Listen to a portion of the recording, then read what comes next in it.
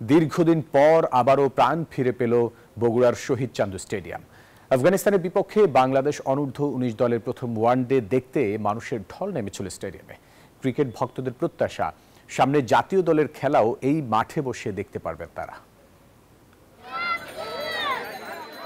অনূর্ধ্ব-19 দলের খেলা দেখতে উপচে পড়া ভিড়। এই দৃশ্য দেখেই বোঝা যায় ক্রিকেট কতটা উন্মাদনা ছড়ায় বগুড়ার মানুষের মাঝে। সিরিজের প্রথম ওয়ানডে শুরু হওয়ার আগেই বগুড়া শহীদ চান্দু স্টেডিয়ামে হাজির হন সাধারণ দর্শকরা। দর্শক অনেক আসছে, এটাই আমাদের চাওয়া ছিল, এটাই পাওয়া ছিল। শহীদ চান্দু স্টেডিয়াম বাংলাদেশ ক্রিকেটকে নিয়ে অনেক দূর আগে যাবে আমরা আশা করি। স্টেডিয়ামের অনেক পরিবর্তন একটু করা উচিত ছিল, আরো মনে সামনে আন্তর্জাতিক খেলা হলে। বান্ডেল থাকলে প্রতি সেনমানিতে টাকা বাঁচবে। বিকাশ সেনমানি বান্ডেল কিনে জিতুন প্রতি লেনদেনে। আরো বেশি আশা করি আরো দর্শক হবে, আরো প্রচুর দর্শক হবে।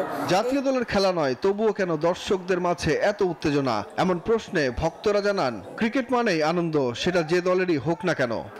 যদি স্কোর বোর্ডটা ডিজিটাল হয় তাহলে সবচেয়ে ভালো হতো। আমাদের চাওয়া খুব তাড়াতাড়ি আগামী বিপিএল আমরা বগুড়ায় চাই। ভবিষ্যতে জাতীয় দলের খেলাও বগুড়া শহীদ চান্দু স্টেডিয়ামে বসে উপভোগ করতে চান সাধারণ মানুষ। একটু আগে আরো বেশি ছিল, আবার জনগণ আসতেছে, সেই অনুযায়ী আন্তর্জাতিক ম্যাচ দিলে এই চান্দু স্টেডিয়ামে ফুল গ্যালারি দর্শক। এই ম্যাচ দেখতে আসা দর্শকদের প্রত্যাশা, শহীদ চান্দু স্টেডিয়াম আন্তর্জাতিক ও বিপিএল এর ভেন্যু হিসেবে দেখবেন ভবিষ্যতে। সুখন সরকার, নিউজ 24।